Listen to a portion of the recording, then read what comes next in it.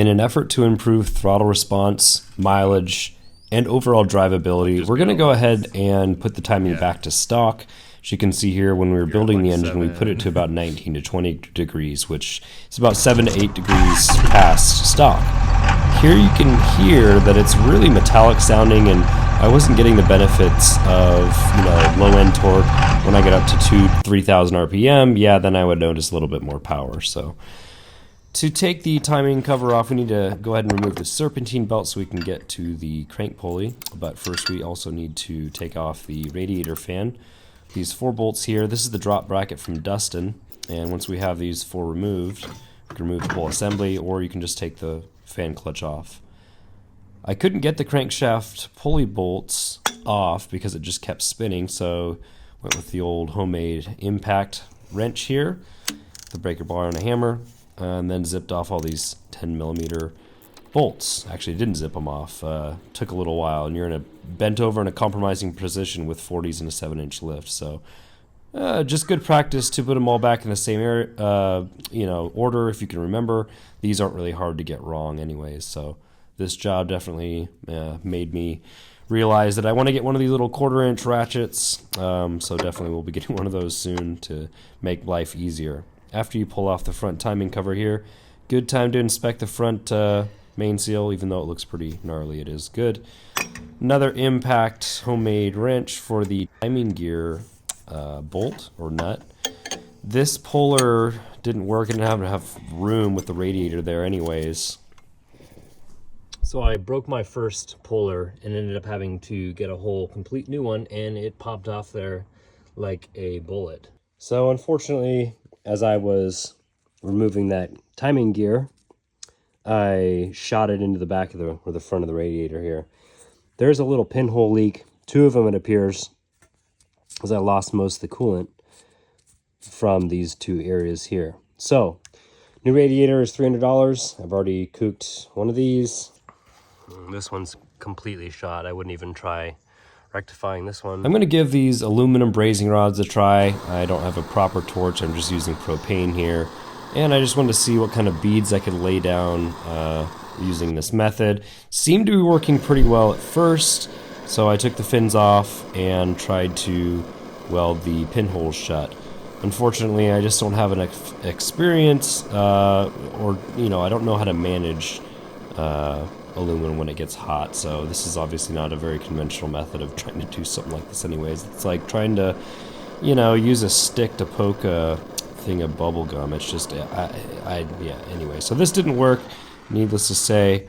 I ended up going with JB Weld, but what we have here is the injection pump fuel manifold, I guess, the lines that go to the injectors from the P-pump. So you have to take that off in order to get access to your delivery valves. These are BSD, I guess. I got off Amazon. These are the 192 delivery valves. These are $30, and they seem to be even come in the same packaging as power-driven diesel. Not trying to call you out, power-driven diesel, but anyways. This is the delivery valve socket, and you need this in order to get them off. Power-driven diesel does make a really good one. It does cost $70, but they fit perfectly. Some other off-brands might give you issues trying to take them off, but this one does the job. So cracked all 6 of these here, and that will give us access to our actual delivery valves. These are, I don't know what they're called, injection nozzles, but we'll take this first one off here and drop the parts, the internal parts, down on the ground. It'll be fine. Yeah, this is one of the jets, though there's a spring and a jet that goes in there basically, and these are the 7mm ones, which give you supposedly 150 plus horse. Now that's with the right amount of air. I ran out of air, which is why I'm going with that one on the right. So it's actually a bigger diameter. If you put your thumb over a hose, it sprays further, so the 7mm being smaller actually gave more injection pressure, and it probably advanced my timing. I'm not sure. I'd have to look at pop pressure on the injectors themselves to determine that, and just going to be a number anyways that I'd guess. So you need to make sure you put the spring back in, but put that jet back in first when we reinstall our new delivery valves. This is going to not roll coal as much now, which will be good. I'm trying to see what kind of mileage I can get out of the Cummins swapped landcruiser now that it's finished and I can think about going on longer trips. I found top dead center for cylinder number 1 in between these 2 timing marks here. But now I need to find the exact top dead center, which you could use a micrometer on the delivery valves, I believe. I'm not sure. I've never used that method. It's using a barring tool here in the back of the transmission, or the front of the transmission, and trying to determine exactly where it was. There is a timing pin or a timing mark on the back of the cam gear. You can use the timing pin that's on the back of the timing cover to push it in, but it's really hard for me to feel where exactly that is and if it's engaged into the little divot in the back of the cam gear. So I just take it out and feel with my finger. This is the timing pin I was mentioning. Mine's just kind of, it doesn't slide very easy, and I just couldn't tell if it was contacting the inside of that divot. This is the flag in the injection pump indicating it is at top dead center. So as you see here, I'm set back to about 1 or 2 degrees above the stock, which is 12.5. So we'll call it about 14. Make sure this is cleaned with brake cleaner so that the gear doesn't slip and you lose your timing, because that would make all this work for nothing, and that would be unfortunate. Yeah, so sprayed it down, wiped the inside of the gear. It is a tapered bore. There's very little chance of it coming loose if you get the nut on good enough.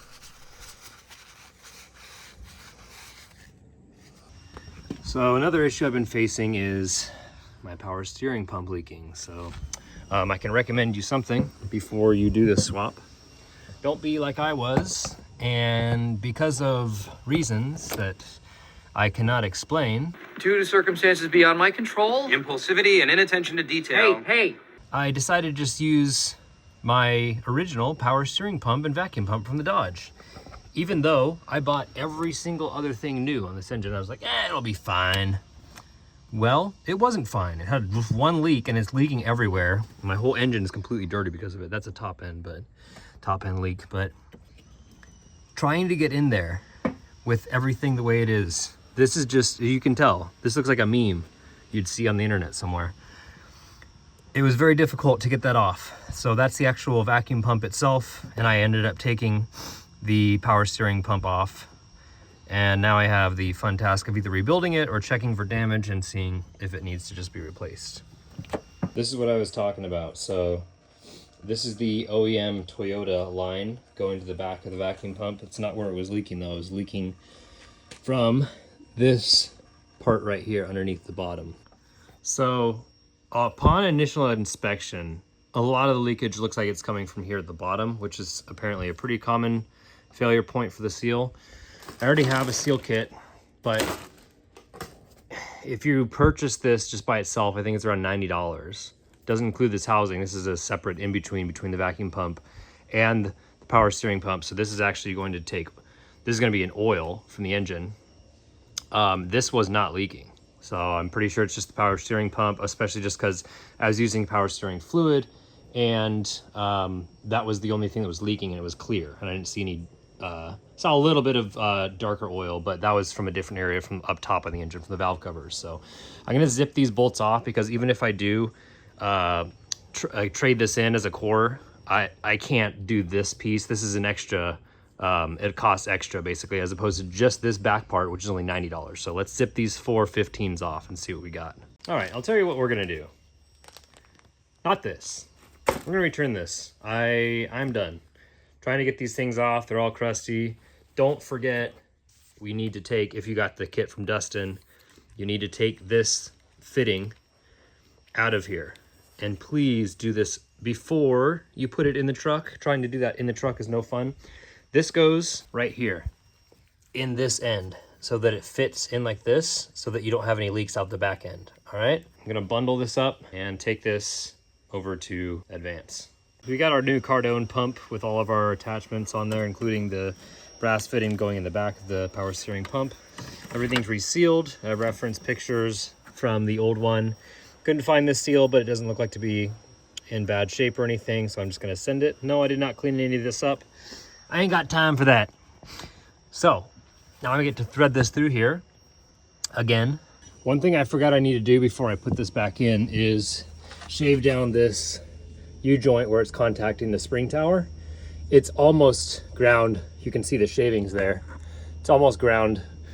Most of it's off, but it's still a little, it's rubbing a little bit. So I'm gonna actually take a Dremel and get in here and just file it down, just to where it's not clearing. Try and move it back and forth, see if that U-joint contacts. I took the tire off. I'll just sit up here with my Dremel for a sec.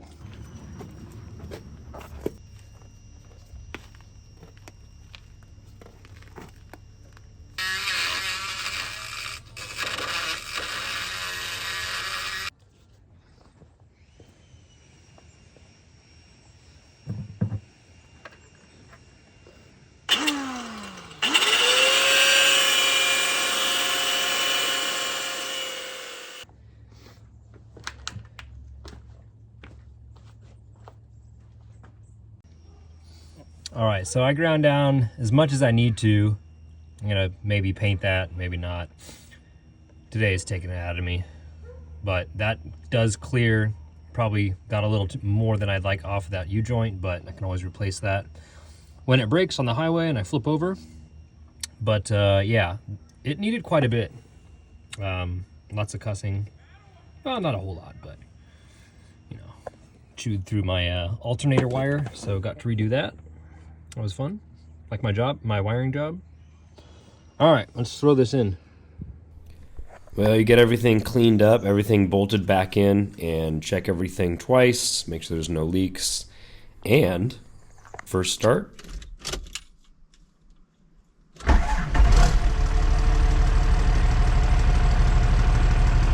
Well, I don't know if you guys can hear, but it is running a lot better than it was before. So I conclude basically that I had just advanced my timing way too much, which is why it was sounding metallic, which is why I would only really run smooth when I would be in the 3,000 plus range. And for diesels, that's just really not, that's not optimal. You want to have more low end grunt, more accessibility to torque and power in the the teens, the 1,000 to 2,000 range. I haven't gone through a full tank of gas yet, so I can't tell you exactly what type of mileage I'm getting, but I can tell you it is very close to 20. I want to go on some longer trips soon and see what type of mileage it knocks down on the freeway with a 7-inch lift, loaded down, and 40s on 410s. That's going to do it for this video, guys. Sorry it's taking so long for me to upload. This video is comprised of, weeks of different things. Taking it one day at a time sometimes, so thanks for bearing with me. And next few videos we'll be kind of patching everything up on the transmission tunnel and hopefully going out and doing some more serious off-roading. Anyways, thanks for watching. Don't forget to like and subscribe, and we'll see you in the next one.